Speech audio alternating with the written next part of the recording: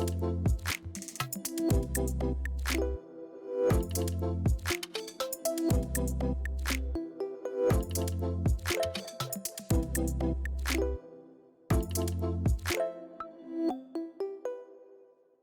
New Year, everyone. Thank you for joining us for another episode of Affirming Methodism, Embracing Diversity and Inclusion.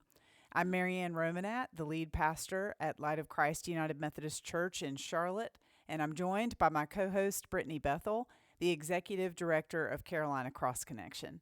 We get together once a month to continue this conversation about a hopeful future for the United Methodist Church, the broader church, and Light of Christ in particular.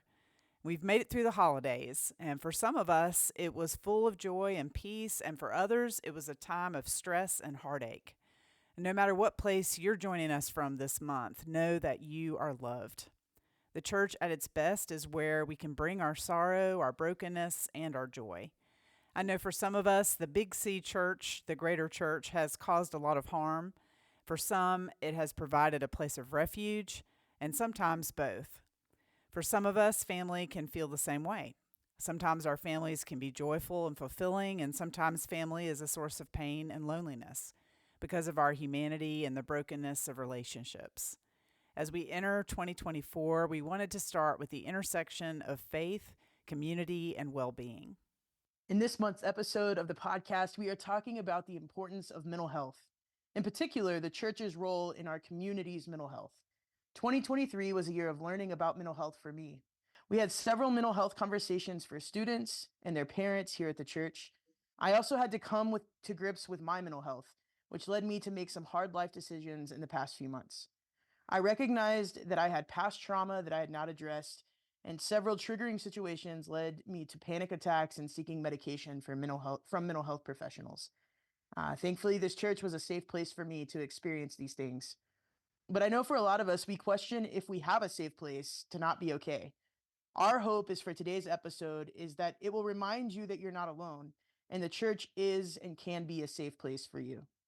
Our guests today are mental health professionals in the Charlotte area, as well as vital members of Light of Christ. Dan Huang and Chris Raleigh, welcome to the podcast, friends. Can you please introduce yourselves and explain your professional roles? Hi, I'm Dan Huang, and I am originally from Baltimore, Maryland. I've been in the Charlotte area since the late 90s. I've been licensed in the state of North Carolina. I have a master's degree in clinical psychology. I've been licensed in the state of North Carolina since 1994. I didn't do the math on that. I'm not sure exactly how long that is, and I need to eventually, I guess. But I currently work at Atrium Health at Behavioral Health Charlotte, and I've been there for, I think, a total of close to 20 years and have done other things kind of in between the time and around that time. I've started out right after I was licensed as a therapist in a high management group home for a bunch of kids who were placed there by DSS for different reasons and had varying degrees of mental health difficulties. I then went to Carolina's Healthcare Center, which became Atrium Health, and became a therapist at a day treatment program for children and adolescents. Did that for a couple of years, and I spent the majority of my time at Behavioral Health Charlotte as an outpatient therapist. So I did outpatient therapy, working with kids and families, and did psychological testing as well. Then I got more and more into the testing. My current role at Atrium Health is to do psychological testing for children and adolescents who were referred to me by psychiatrists who work at our facility. And that's in order to identify diagnoses that are going on and to do treatment planning around them from a medication point of view, a therapy point of view, a school, and home kind of intervention kind of point of view. So that's what I'm doing right now. Chris Raleigh, originally from Philadelphia, not too far from Baltimore. Um, I am working in a non-clinical program called High Fidelity Wraparound, which is governed and ran by the state of North Carolina. It's a non-clinical program that is designed to build skills within families. So rather than diving in a clinical space, we work with families to build skills to help them know how to navigate certain systems, how to effectively implement natural supports within their family dynamic. And so that way, when our program is done, the family can continue to be successful after we have left and completed our work with them. I recently completed my master's in marriage and family therapy with a specialization in systemic sex therapy. And I chose that route because oftentimes people may think systemic sex therapy is related to sexual dysfunction, but it really covers sexual identity concerns, sexual trauma, sexual orientation, and that has been a big thing within, I guess, the times within the past 5 to 8, probably 10 years, within the church, within the communities and schools where different youth are having different identity crises and concerns related to that. So that's my space and where I occupy. And yeah. Yeah, what a gift it is that two people that are so integral in this church are like able to speak to such incredible things, hard and healing things in the life of this place. Man, we're so grateful. Thank you both for being here. According to Mental Health America, 20% of adults have a diagnosable mental health disorder, and 15% of youth. I would argue that's low, but I'm gonna take the stat. I guess my question is what are you seeing post pandemic in your perspective fields, and do you see an increase? And what all do you think is contributing to that, to different mental health things happening in our community? I've definitely seen an increase and an influence from the pandemic. In the testing that I do, just about every other parent who I interview for the psychological tests that I administer have said something about the pandemic and referred to 2020 when things changed school wise and occupationally and just societally. So it's definitely had an effect. And in my opinion, the pandemic and everything that went into it was almost a perfect stew to create major depressive disorder. Yeah, If you think about it, 100%. I mean, 100%. like social isolation, decreasing activity level, and Adjustments. adjustments, all the routines that everybody had, kind of just went out of order, and it affected a lot of people directly in terms of their jobs and their livelihoods. You had people who worked in food services and restaurants who had to close down, and a lot of people who did, anything directly with people. People who ran like music venues and things where you had people, sporting events. You go on, and it just became different. And teachers had to adjust, and people who supported teachers had to adjust. We all did to an extent. I remember doing church and recording, our services, and that was the first time that we ever did that, and we did it out of necessity at that time. That's right. Yeah. No, and then even in that, when you think, for me, as a family therapist, it's all about the system in the group. And whenever there's one change in that dynamic, we know that it's going to affect everything else and everybody else. And so I've seen, to your point, if dad is used to work at the music factory, now dad's not working, so now dad is home dealing with the fact that he can't provide as he once did. So how does that show up for dad? And then how is that going to affect the rest of the family that's in the house with dad? And so, like, one thing always trickles down and affects something or someone else. And that's kind of like my space and seeing it systemically. How does this show up, and how do we respond to that? And then now that COVID is not as severe as it once was, how do we transition back into, dare I say, quote, quote, normal life, right? And so that's like the adjustment is what I see a lot of post-COVID.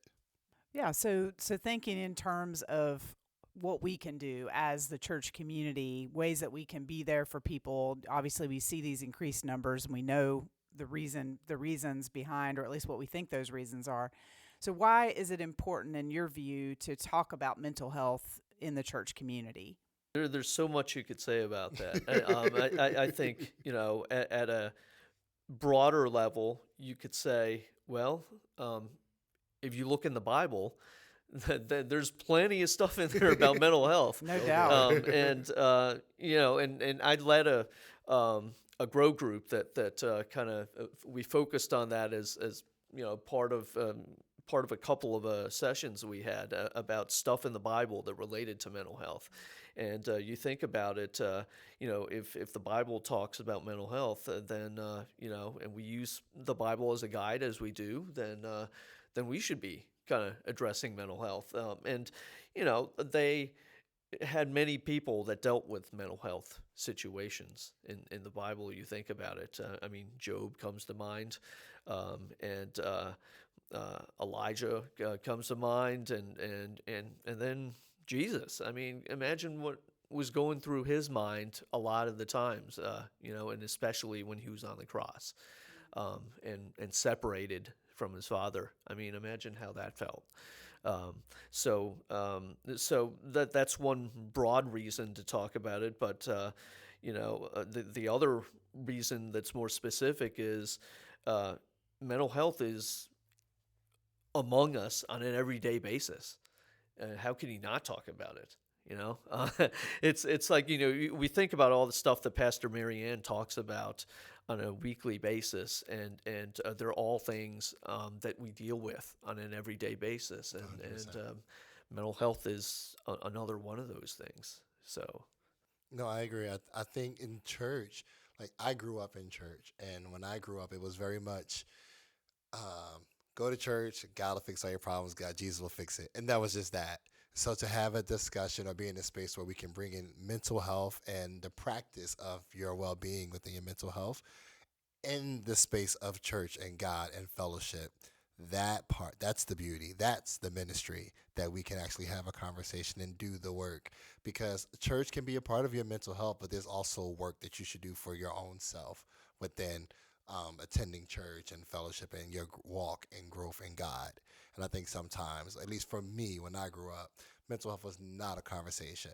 And my mom's a therapist. I have an aunt who works in mental health, but it still was just go to church, gotta fix it. But there was nothing given to me that was very like practical and tangible that I could do to better myself. But now going and doing the work as a therapist, we know about how to self-regulate, how to manage certain things, and how to, apply coping skills to certain feelings and moods that we're in to keep us in a better space. I think that's the ultimate that you want to get to that point where you integrate church with that.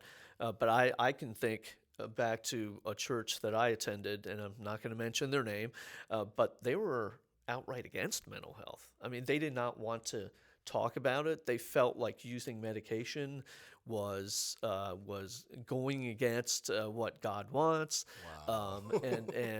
So you have different layers of kind of attitudes Yeah. towards mental health. You have some churches that will accept it, but they'll say, like you were saying, Chris, let God take care of it. God should take care of it, but you also need to do something too. Yeah, and God wants people. you to. He provided you a clinical psychologist, Right. a therapist, Yeah. a social worker, a counselor, a peer. God provided these things to you, just like God provided a mechanic when your car breaks down, just like God provided a teacher for your kids to go to school and learn. Like God provided all of these things. Who are we that we are not going to embrace the things that God created to help us? Exactly. He's put that out there For us. So, yeah. Well, and we see Jesus in the Gospels caring for the whole person. Right. Jesus doesn't just physically heal people, he also restores them to community. Right. So that they're then a yes. part of the religious community again, where they would have been rejected or isolated from because of their illness. And we see Jesus, that's an important part for him. And also, he forgives sins. He doesn't just heal with the body, he also heals the spirit. So this is very biblical. It's just a matter of how do we understand the Bible. That's the issue. Right. Agreed. Yeah, and I think also, like, for me, also growing up in the church, I've been to every color of the rainbow of church. You know what I mean? As far as how we talk about a swath of things. Um, and in my journey, even being in the open environment that Light of Christ provides, in the beauty of like being friends with the two of you, um, and having a great pastor, like the shame of talking about it, the weakness that was overwhelming in it for me because of what I grew up being taught, but also just like maybe the elevated view of myself that I have. There's a stigma in religious communities that it's weakness, it's wrong, it's that there's something wrong with my faith, even if that I'm having anxious thoughts, or I don't I can you guys were talking about how some churches have said, like, if there's a pray away type mentality, or even a well, you have anxiety because you don't have enough faith, right? And your doubts are what's causing your anxiety or whatever, and all of this is like theology that is not completely wrong, but right, is like spun to a place of harm. And I think it's caused that stigma. And I know I can speak personally to that, right? Like I can speak personally to what I had to work through to even get to a place where I could tell the people that love me the most, I'm not okay, and I'm having a hard time, you know. And I think that um, that's the stigma that I grew up in. I'm not saying every church is that, but I'm saying like that's the stigma that I grew up in. And so the question I have for the two of you is what is the church? What does this church do? Because that's what this podcast is about, right? What does this church do to help remove the stigma and remove the barriers of just talking about it and in saying the phrase, "Hey, I'm not okay." Like, how do we remove that barrier? I think Brittany, you did something really good, and that was, having professional talk to our youth about mental health and informing them about, just some of the mechanics of mental health so that they can recognize these things, because that's an age where mental health starts coming to play and people start becoming kind of aware that their feelings are a little bit different and that there are stressors in their life. So I thought that was great, and that's definitely something that should be done with youth so that they understand mental health and how it interfaces with their faith and with everyday life. And then and we've had some grow groups that have focused on mental health. I did that one, and there was another one that was done before that, and I think having that in there is helpful as well. Um, and there have been many mental health events out there. Like there are events that have like kind of fun runs associated with them and stuff. And we've been trying to get involved more with some of those community events. And it might be good to get involved with some of the mental health related ones. No, that's great. I think also representation is big, and I know we do that a lot here at Light of Christ. Probably one of the first churches I've ever been to that is very opening and welcoming and really leading the torch and the call of like representation. But be considering that we could consider more the representation of mental health. Like we do representation of like race, culture, people, how people want to identify. But the fact that like people in this church know that I am a marriage and family therapist. Like people have said to me, I had lunch with someone a week or two ago. They said, "Listen, can I talk to you for a second?" And it was nothing, but because they know that, and that's something that we have celebrated, that we've acknowledged, and things like that. Dan and I have had lunch almost every other week from the time that I knew he worked in mental health and around the corner from my job. That small thing right there, that fellowship, that support one to one, that's a way that here at this church that how we promote it and how we support it and embody that. So we have little like trinkets of windows that are just like pew, pew, pew, pew, pew, if that makes sense. And I think we do it right there. So I think we can just lean in more into that, and it'd be something like wonderful because it's already there. I think we're already doing it. Yeah, we're so grateful that you guys. I mean, it's just such a blessing that you're open to having conversations with people. Thank you, for that, Absolutely. because that's you're here not as a mental health professional as part of the community, but yet you are. It's not, you're not the role, but you're able to use that role in ministry, and we appreciate that. So how can our church as a whole actively support individuals who are facing mental health challenges? So if someone lets us know, whether it's to me as pastor or to another church member, what could we do as a church to actively support people? I think we already have the space, the safe space. I would say, like, I've heard of some churches actually having like grant funding from the city to hire professionals to offer free counseling services through by way through the church. I've seen that like last week actually. So I think that's something that the church could do to kind of be to move in a space of like reciprocity where we're supporting therapists and we're supporting the need. Because I've seen the laborers get burnt out. So to kind of like feed that need, I've seen that. I think that's something that we could do as a church.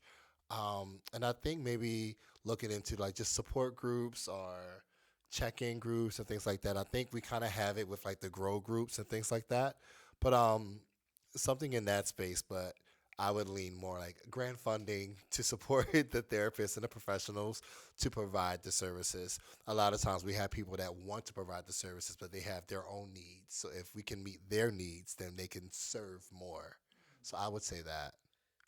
I was thinking like some kind of process where if somebody like talked to uh, one of us, like to you, Pastor Marianne, or any other staff, and talked about some struggle, if there's any way that there's a process that they could be referred to proper resources in the community. That maybe we can get together some resources and talk about, okay, what's the next step. We can continue to support you here, and then maybe like Chris is talking about, having some internal things related to kind of mental health checkup and monitoring, but then also connecting them to things that we could collect together here, and let them know, hey, we um, we want to point you in the right direction here, and support you at the same time. Yeah, and I would say that that's the way that we can minister to the professionals and to the people. Hmm. Because I grew up in church. So I've seen, we want the church members to do all the things and all the serving, and then we forget that they are people as well. So how can we approach this as a both and approach? I think that would be remarkable because I've never seen that. Yeah, wow, that's really interesting. Um, a lot of really good to think about there. That's really cool. We've kind of hit on this already, but this is really a question for all three of you, because you're all professionals in such a unique way, and so I'm just curious. I think a lot of people we talked about the theological view of mental health already in a beautiful way, but as you all are serving in different capacities, um, how do we think faith and mental health intersect? And how often should faith and mental health intersect?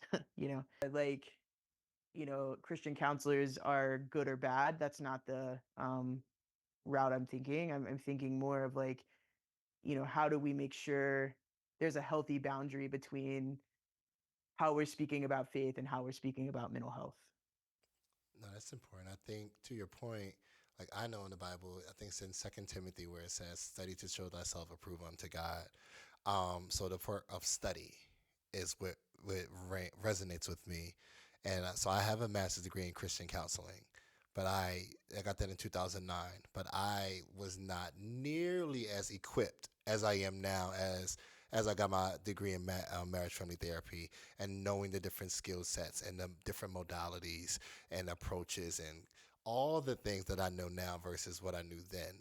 So it's not to take away to Bernie's point of Christian counselors, but I just think that if we're going to be in this world and do the work and do God's work in this world, we should be equipped. And we are equipped by not just the spiritual teachings, but also some of the non-spiritual teachings and the way to kind of prepare ourselves. Because I am no I could not compare the work that I do now as a therapist versus 2009 Chris. I'm just so much more prepared, and that has nothing to do with where my faith in God. It would have to do with what I put myself in and the skill sets that I developed in that space. But now when I go into the Christian space, I'm much more effective because I stepped out to prepare myself and better myself. And so I think just showing people that this is just because this is not rooted in the church doesn't mean that it's rooted in the devil. Good. It's just Yeah. me developing my skill set. Right. Right. And God is in all of that. Absolutely. Yeah, I'm still digesting the question because that's a deep question, you know. Yeah, sorry. The way I guess I'm trying to think about this is, you know, in terms of how they intersect, like what what is mental health, and what is faith, and what are the kind of commonalities there, you know. So, um, I guess you know when you talk mental health, you have to be direct about the terms. But then when you bring faith into it, you're talking about how you know mental health can be helped by faith, and I think Absolutely. this sounds like something we were trying to address in the grow group about kind of um, you know where like when you think about scripture we read and stuff where how do you approach mental health in that, and I think so we formulated questions such as you know what why is it good to take care of your mental health from a spiritual point of view, Yeah, you that's good. know, and one of the things we thought about was the fact that you know God has talked about being stewards, you know, and we have to be stewards for our body as well as our mind and our emotions. And you know, your body is a castle, but you know, all the rest of you is just as valuable. So you know, I think I try to think of that when I try to talk about you know when we try to talk about how they intersect, you know, and I'm kind of going off on a tangent probably, but No, it's good. I'm trying to find how they really kind of do intersect in terms of like you know what would the Bible say about you know mental health, and from a mental health point of view, how can your faith enhance your mental health? I mean, the place that I go to in my mind is the Psalms, because I think of how freely King David, who of course wrote most of the Psalms that we have, how freely he talked about his mental health and expressed his emotions and his honest thoughts, and some of them being lament, being disappointment with God, calling on God to be faithful and show up. So I think about how the lament psalms in particular show us the interaction of mental health and spirituality, because basically the pattern that we see time and time again is that David begins with complaint, and he has his petition sign, and he's telling God why he's angry, why he's disappointed, why he's discouraged, and then he remembers. There's always a holy memory where he remembers a time when God was faithful to him, and he gives that in detail. A lot of times two things. It's either creation or it's the Exodus, when God brought Israel out of slavery and delivered them. So he recounts that, and he says, but I remember, you know, that you did this, you know. And then basically he says, God, do it again. And he says, I will hope in God. I will he somehow makes a declaration that he'll have hope in God. And so I think what he's demonstrating there is that a good place to start when you need healing is honesty, and just put it out there, and don't be afraid of saying something wrong to God, because God already knows our deepest emotions and thoughts. And then remembering who God is, and then resolving to trust God again. So we really see that the ultimate goal of that healing process is to have faith again. And God made us so that when we have faith, our bodies and our minds work best. You know,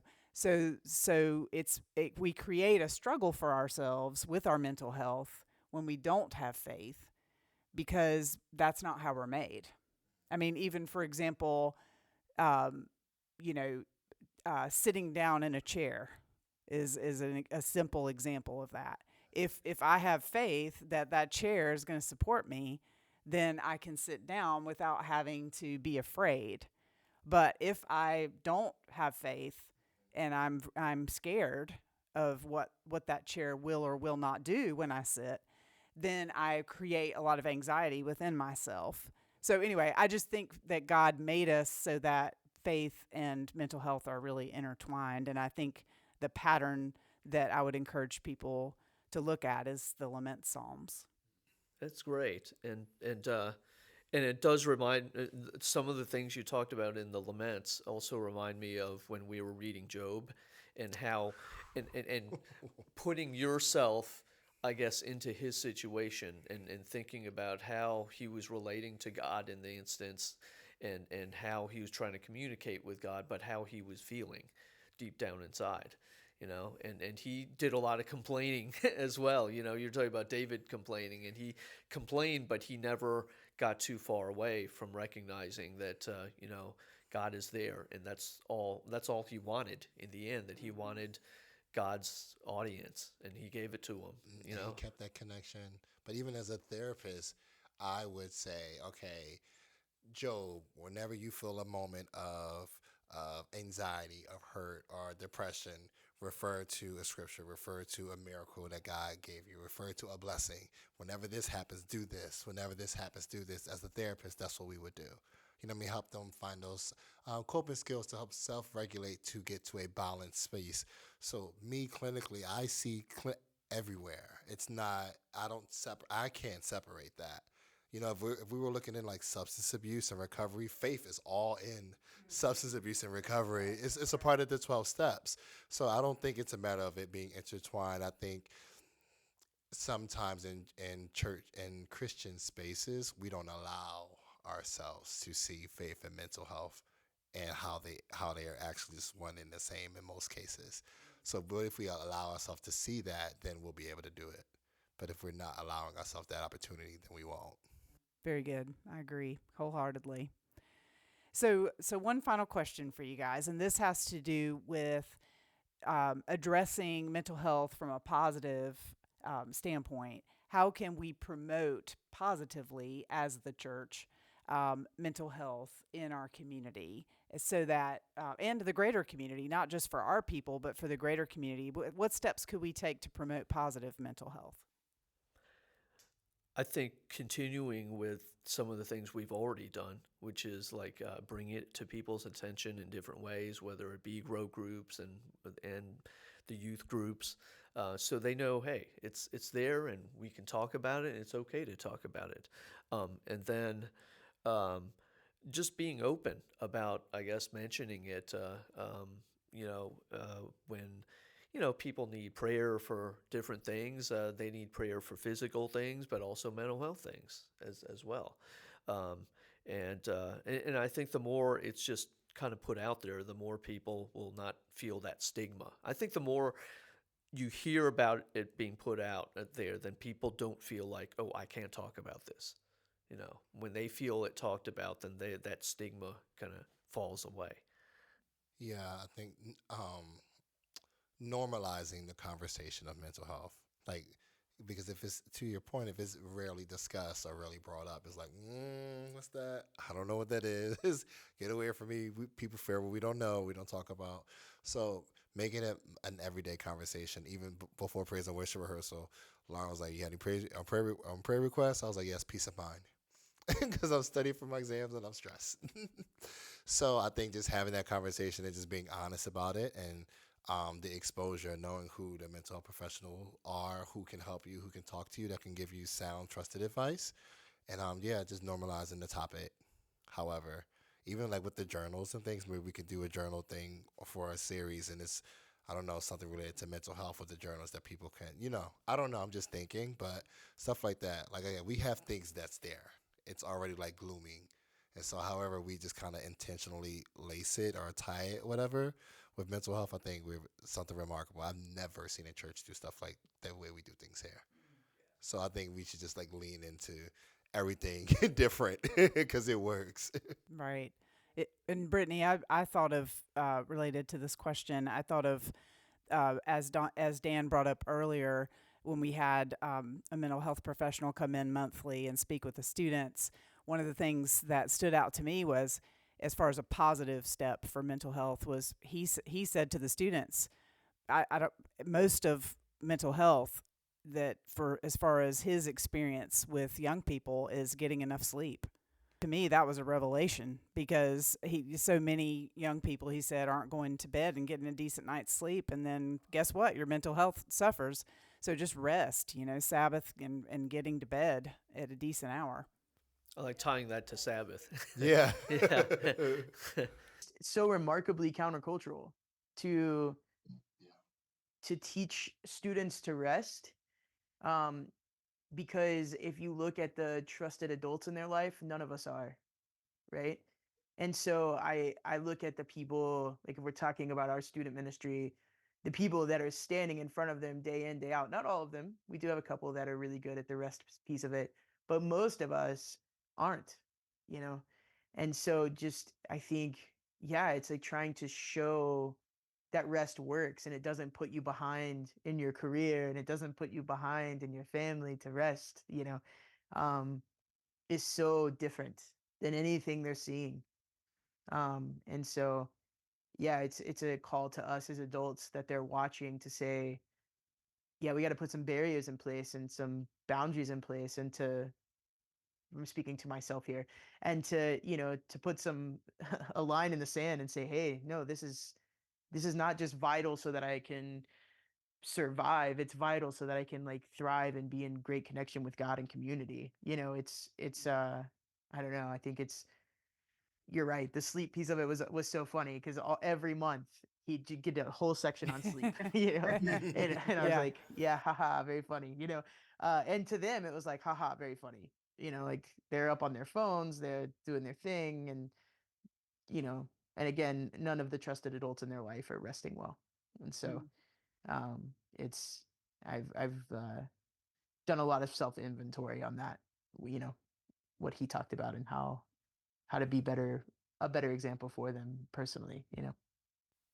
Well, and even I think about just not only students, but also adults, and in particular, folks who are married in our congregation, just the value of Sabbath and for the marriage relationship. And of course, that has very, very much to do with our mental health if we are married, to be able to rest, or single adults as well, just to have that time to rest and rejuvenate and find peace and joy within ourselves. So that's something I think we can do as a church too, is to encourage Sabbath. I would just say I'm grateful to be a mental health professional because I wasn't always fully aware of the significance of my role and what I represent. And when I go spaces and they're like, "Oh my God, you're a black male gay therapist. I need to talk to you. You're a unicorn." Because so many people are lost because of like a lack of representation. And so for me to be in this space, like I'm much more appreciative, and I handle that like as a gift because I don't want to damage it or damage other people. So like that's like a new revelation that I have like found recently. I have to say that mental health is a helping profession, and we do help people, but I have to say that it works in reverse as well, and that's not why you should get into mental health. But that's a secondary thing that's I think valuable, because I've learned from everybody who I've kind of been around, and clients that I've worked with, and I've taken little bits and pieces away, and it's a blessing to be able to do so. And and I grew up with mental health things myself, conditions, and it's helped me understand, myself, and so it's great to be in a church though that's as open as we are about wanting to support these things, and that's just wonderful, and yet another great thing about this church. Well, thank you so much, Dan and Chris, for shedding light on this vital connection between faith and mental health. Remember, listeners, you're not alone, and your mental health matters. We hope that you'll join us as we seek to be a church that removes false stigma about mental health struggles and provides ministry which supports greater mental health in our community.